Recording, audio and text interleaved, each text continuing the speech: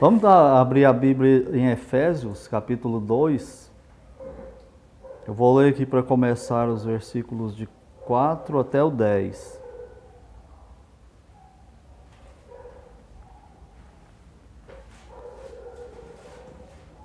Efésios 2, de 4 a 10. Diz assim: Mas Deus, sendo rico em misericórdia por causa do grande amor com que nos amou, e estando nós mortos em nossos delitos, nos deu vida juntamente com Cristo. Pela graça sois salvos.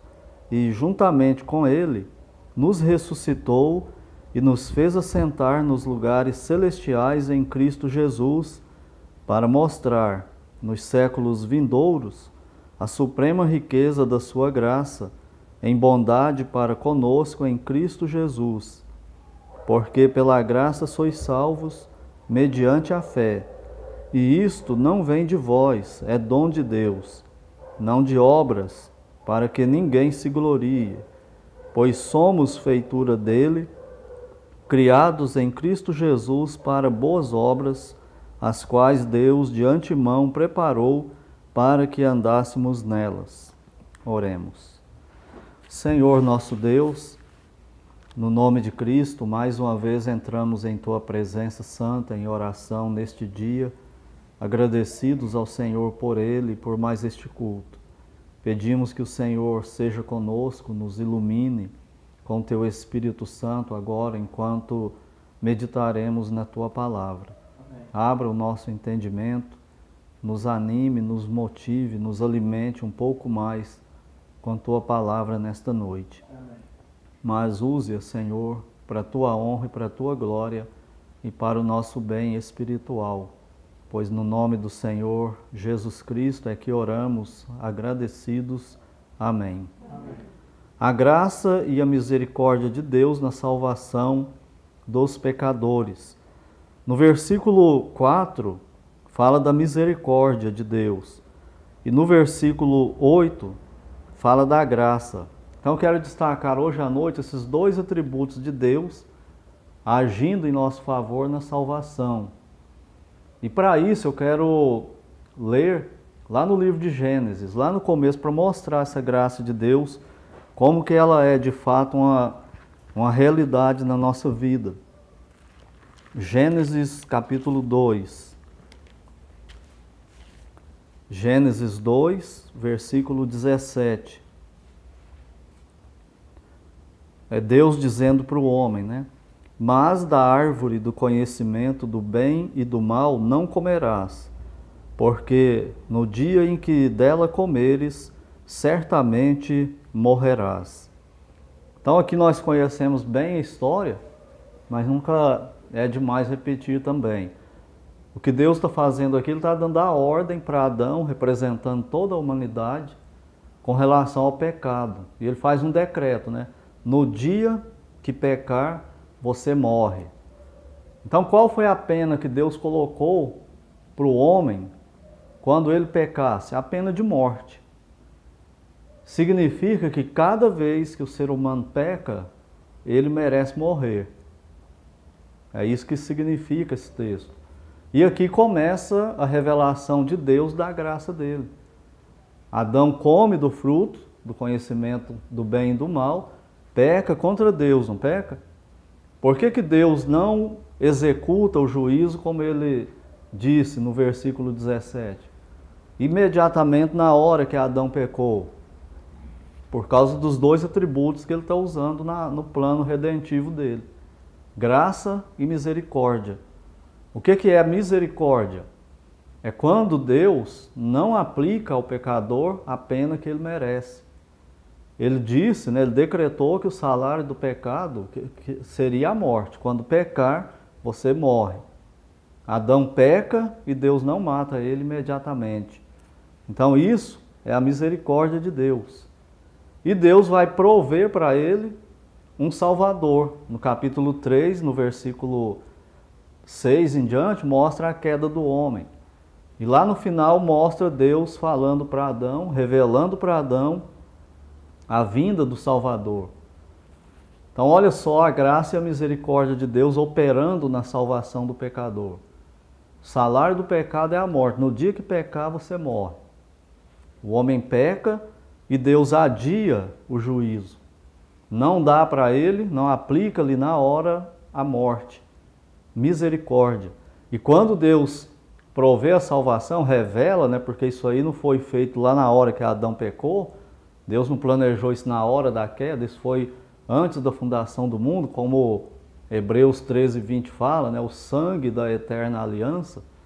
Então é a hora que Deus revela para Adão o Salvador que viria, que se Adão cresce nele, ele seria salvo, é a graça de Deus.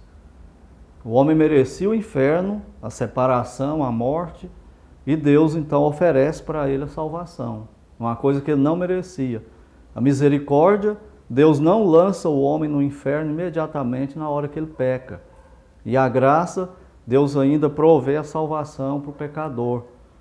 Dá para ele uma coisa que ele não merece, oferece para ele algo que ele não merece. Então vamos aplicar isso na nossa vida, para a gente pensar melhor hoje à noite sobre essa graça de Deus. Todos nós somos descendentes de Adão. E todos nós, logo em seguida que nascemos, nós começamos a pecar. Pelo decreto de Deus para a raça humana, o que teria que acontecer com um ser humano a hora que ele cometesse o primeiro pecado depois que ele nascesse? Teria que morrer. E a morte que Deus fala lá no Éden, em Gênesis 2, não é só a morte física, é a morte espiritual, separação do Criador. Por isso que ele expulsa Adão do Éden. Então, na hora que o ser humano peca, ele deveria morrer e ser lançado no inferno. O corpo físico dele morreria, e a alma e o espírito ficaria preso eternamente no inferno. Ou seja, não teria nenhum ser humano no céu, se Deus não aplicasse a misericórdia e a graça dele. Agora, gente, vamos imaginar quantas vezes nós já pecamos, desde quando nós nascemos. Imagina só, nós que fomos salvos assim, com mais tempo de vida. Muitos são filhos de crentes, cresceram na igreja, né? Não experimentaram muita coisa do mundo, de pecado. Mas e aquele que não foi assim? Que nasceu numa família que não era de ninguém crente, viveu em religião falsa e praticando pecados horríveis aí do mundo. Quantos pecados? Nós não somos capazes de contar o tanto de pecado que a gente comete. Nenhum ser humano consegue fazer isso. Você pode pegar 2 dias e falar, eu vou anotar todo o pecado que eu cometi a partir de agora. Ele vai ter que sentar e passar o tempo todo dele anotando pecado. É no pensamento, é em atitude, é coisa que ele devia fazer e não fez, coisa que não era para fazer e fez, coisa que não era para falar e falou, coisa que era para falar e não falou, coisa que não era para olhar e olhou, coisa que era para não olhar, para olhar e ele não olhou, e assim por diante. É pecado atrás de pecado. Toda vez que o ser humano peca, ele merecia morrer e ser lançado no inferno. Não nos esqueçamos disso. Então, mesmo as pessoas crentes que são de lar cristão, evangélico, não é muito diferente dos demais. Os pecados é que são diferentes. No mundo, a pessoa pratica certo tipo de pecado que uma pessoa que nasce num lar cristão não vai praticar. Mas não significa que ele peca menos. Ele peca pecados diferentes. Talvez fica mais graves diante de Deus porque ele conhece a Bíblia. E o outro incrédulo lá, que não é de lar cristão, ele não conhece a Bíblia. Mas não anula o pecado de nenhum dos grupos. O fato é que o homem peca e peca e peca. E Deus não aplica imediatamente a sentença que ele prometeu, de matar o homem e lançar o homem no inferno. O salário do pecado é a morte. Mas pode ser que tenha alguém que pense o seguinte, eu não sou grande pecador, eu não peco, Por incrível que pareça, tem gente que afirma uma tal coisa. Mas Romanos 5, versículo 12, fala que por um homem entrou o pecado no mundo e pelo pecado a morte, e assim a morte passou a todos os homens porque todos pecaram. O que Deus está dizendo naquele versículo é da herança pecaminosa. Ele está falando que o ser humano ele se tornou pecador, não é depois que ele nasce e comete o primeiro pecado. Ele se tornou pecador quando Adão pecou lá no Éden, comeu daquele fruto da árvore do conhecimento do bem e do mal, que Deus tinha ordenado para ele não comer, e que quando ele comesse ele ia morrer. E ele representava toda a raça humana. Então, o ser humano não tem desculpa, não tem como ele evitar a condenação. Ele é pecador por herança de Adão. Se ele nasceu e todos nós nascemos de um homem e de uma mulher, somos pecadores. E ele já merecia morrer e ser lançado no inferno. Deus não faz isso por causa da misericórdia e da graça dele. Aquele pecado de Adão, ele não apenas machucou a raça humana, ou Adão. Não, ele matou. Lá no começo da igreja, se não me engano, no século IV, apareceu um homem, Pelágio, o nome dele, que ele levantou uma doutrina que dizia o seguinte: o pecado de Adão não matou o homem espiritualmente. O pecado de Adão afetou só Adão e não a raça humana. Então o homem, ele decide se ele quer ser salvo ou não. E aí Agostinho logo debateu com ele, teve um sínodo, né, como que chama? Acho que é de Dort, e ele foi considerado herege. Depois de uns séculos a doutrina volta, né, com Armínio, e Armínio então ele começa a debater. Não, antes disso teve do Erasmo, né, Erasmo e Lutero. Mesma coisa, só que eles já mudaram um pouco, falou que o pecado de Adão afetou a raça humana, mas não matou, só deu uma aleijada, né? O homem ainda ficou com a capacidade de escolher se ele quer Deus ou não. Não morreu espiritualmente. E aí depois isso é levantado por Calvino e o Armínio, que é os mais conhecidos hoje, né? O calvinismo e arminianismo. Então, o fato é que a Bíblia revela que o pecado de Adão, ele matou o homem. No texto que nós lemos lá em Efésios 2, fala que o homem é morto em delito e pecado. Não fala que o homem está doente, mas ele está morto. Significa que aquele pecado de Adão matou o homem espiritualmente, separou Deus do homem, alienou o homem do seu Criador. Isso é morte espiritual. Morte significa separação. E o homem está separado de Deus. Agora, como que um homem pecador pode voltar para Deus? Se Deus habita o céu. Ele é onipresente e habita aqui. Mas como que o homem faz para ganhar a salvação e ir para o céu sozinho se Deus não operar na salvação dele? Então essa salvação que Deus opera no pecador é a mais pura demonstração da misericórdia e da graça de Deus sobre nós. Quando a gente olha para a nossa própria vida e começa a imaginar assim as possibilidades que existem para que nós fôssemos aquilo, quantas coisas ruins as pessoas estão experimentando exatamente agora, aqui em Uberlândia e no mundo inteiro. Com droga, com imoralidade e com todo tipo de pecado abominável. Cada um de nós poderíamos ser um deles. Não somos por causa da graça e da misericórdia de Deus. Fomos alcançados pela graça e pela misericórdia de Deus. Então essa graça ela é evidente nessa salvação que Deus oferece para o pecador. Se não existisse, se Deus não agisse com misericórdia e graça, ninguém seria salvo. Lá em Ezequiel 18, 4 e 6, Deus fala que a alma que pecar, essa morrerá. Cada pessoa é responsável pelo seu próprio pecado. Ninguém é culpado pelo pecado do outro. O diabo e a nossa carne, nós somos seduzidos pela maldade que há em nós mesmos, mas nem o diabo e nem qualquer outra pessoa é capaz de nos obrigar a pecar. Quando nós caímos no pecado, a culpa é nossa. A alma que pecar, essa morrerá. E lá em Romanos 4, versículo 6, fala que o salário do pecado é a morte.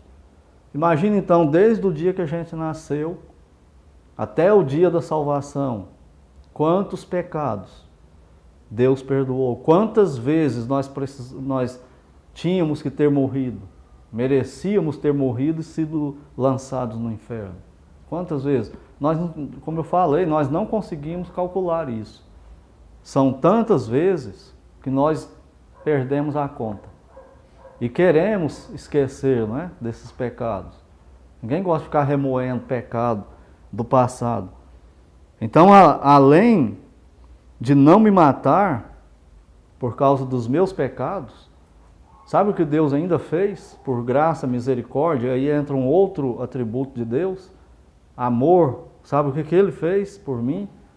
Matou o filho dele por mim, no meu lugar, para me livrar do inferno e da condenação. Ele puniu o filho dele no meu lugar. Então essa é a revelação da salvação que Deus oferece para o pecador no Filho dele, com seus atributos, misericórdia, graça e amor. Quando o Senhor Jesus vai para a cruz, Ele não vai à toa, Ele vai por minha culpa. Não é por culpa dos romanos, dos judeus. Eles também, porque eles estavam lá executando, né? Mas cada pessoa tem que imaginar assim, ó, os meus pecados levaram o Senhor Jesus para a cruz. Ou então, mais ainda assim, eu matei o Senhor Jesus na cruz, com os meus pecados. Se eu não tivesse pecado, Ele não precisava morrer na cruz. Mas eu pequei. Então, tiro o pecado de Adão original, ainda fica os meus. E o decreto de Deus está lá. No dia que você pecar, você merece morrer. Só que Ele não me matou. Isso não é o que é cantado e decantado pelo mundo afora, de maravilhosa graça de Deus? É isso que significa essas músicas. É essa história, é a reflexão sobre essa obra salvadora, essa obra redentiva de Cristo. Agora vamos lá voltar lá para o livro de Efésios, capítulo 2.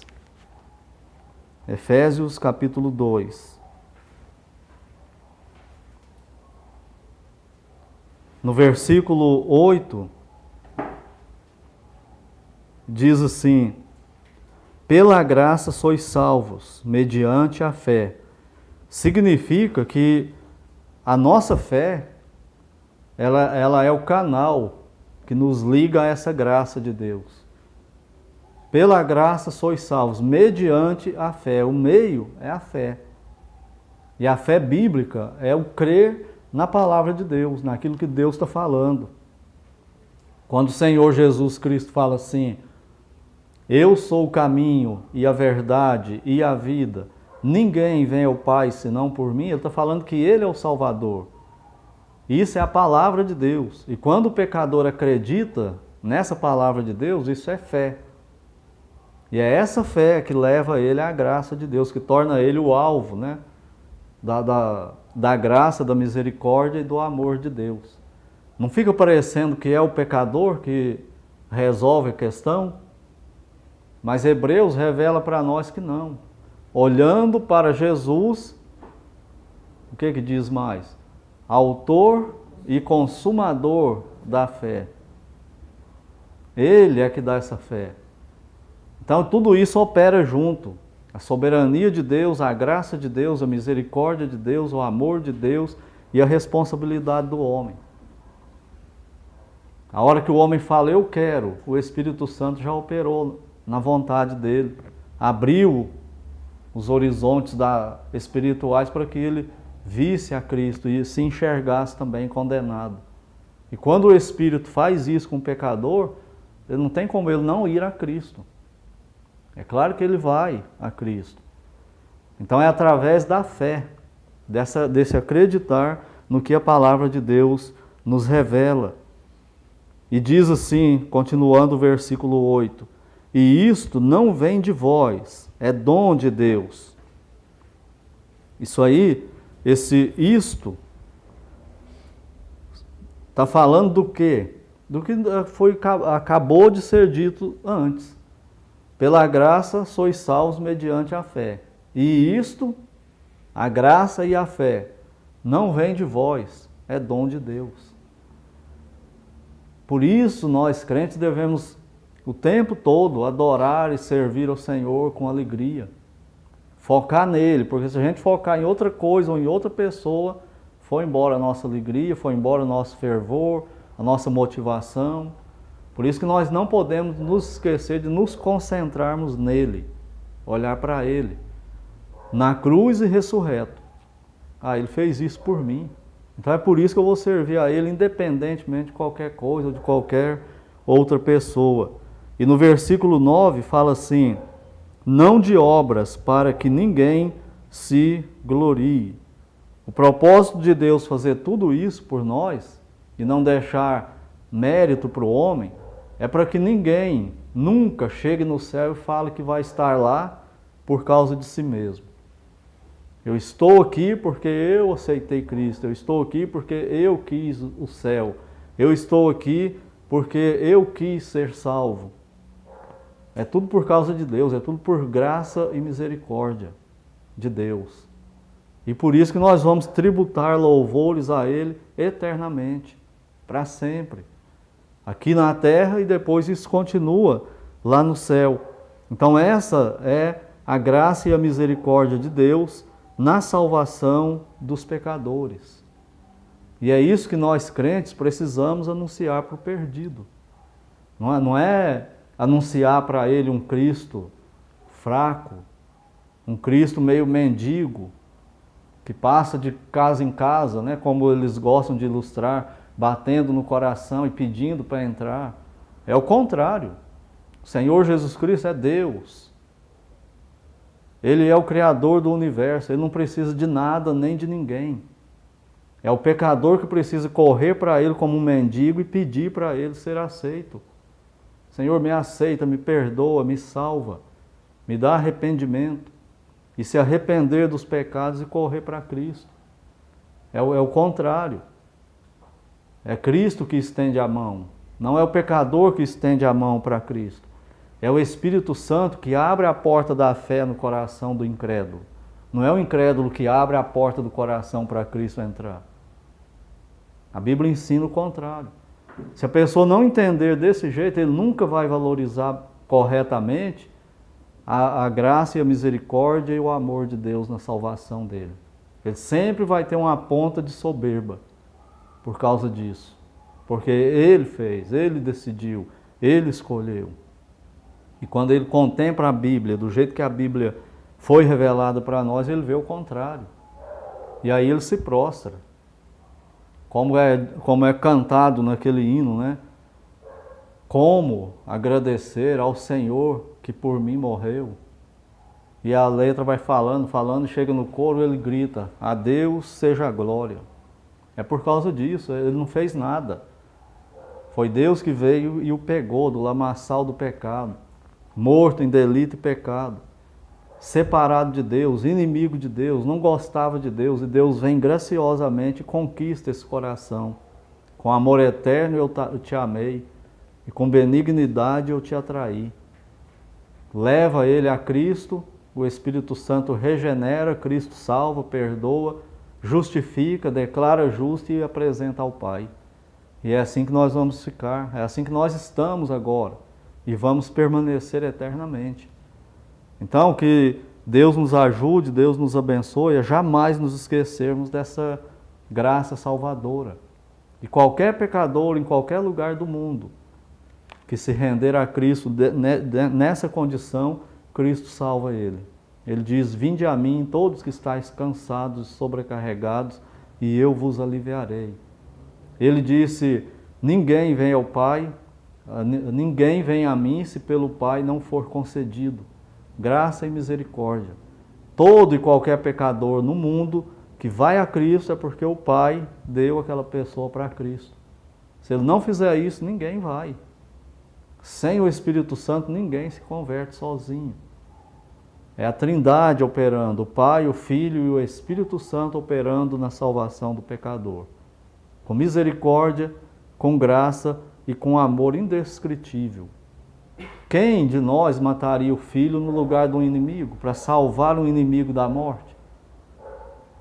Nós não temos coragem de fazer isso por parentes bem próximos.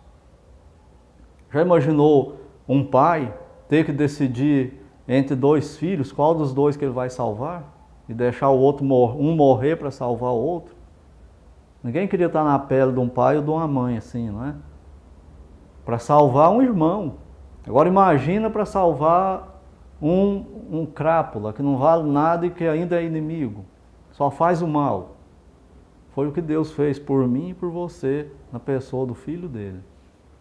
Deixou que ele morresse, que ele recebesse toda aquela punição que nós receberíamos no inferno para a eternidade. Descarregou a ira do Pai, do Filho e do Espírito, a ira santa no Filho, para que cada pecado fosse pago, mas não pago pelo pecador, pago pelo próprio Deus. É de Deus para ele mesmo. Ele está fazendo isso para satisfazer a sua justiça santa. Ninguém vai entrar no céu se não tiver todos os pecados acertados com Deus. E o único lugar que o pecador pode acertar isso com Deus é na cruz, no Filho dele. Se ele não aceitar isso, se ele não se render a isso, ele vai ser condenado eternamente no inferno, debaixo da ira de Deus. É uma coisa que nós também não temos palavras para dizer o que é essa ira de Deus. O grau de punição que é isso. Imagina um Deus onipotente lançando bênçãos sobre nós. Isso é maravilhoso, né? Um Deus onipotente, não tem limite para ele, para me dar qualquer coisa que ele queira de bom. Agora imagina o reverso disso. Um Deus onipotente decidindo punir com ira, sem graça, sem misericórdia, sem amor a criatura. E ainda não deixa ela ser aniquilada. Isso é para aterrorizar qualquer alma. Então, ou ele acerta as contas com Deus no Filho dele, no Calvário, e se rende a isso, se entrega, ou ele fica na mão de Deus para a eternidade. Então, Deus pode ser a maior bênção na vida do pecador, através da salvação em Cristo, ou Deus pode ser o pior pesadelo do pecador para a eternidade. Porque ele vai ser o inimigo, ele é um inimigo onipotente. Então que Deus nos ajude a vivermos sempre refletindo, nunca nos esquecendo dessa misericórdia, graça e amor de Deus na nossa salvação. Isso muda a nossa vida, o nosso relacionamento com Ele e com as outras pessoas também. Oremos. Senhor nosso Deus, no nome de Cristo nós te agradecemos pela Tua palavra e por essas revelações maravilhosas que o Senhor fez nelas para nós. Amém. E te pedimos que o Senhor nos ilumine a cada dia, opere em nós com o Teu Espírito para que não nos esqueçamos disso. Que seja isso a nossa motivação, o nosso ânimo, o nosso fervor. Amém. E nos ajude, Senhor, a anunciar esta mensagem a quem ainda não se rendeu ao Senhor. Usa cada um de nós individualmente e a nossa igreja coletivamente também, para anunciar esta mensagem maravilhosa da salvação em Cristo. Amém. Pois é no nome dele que nós oramos agradecidos. Amém. Amém.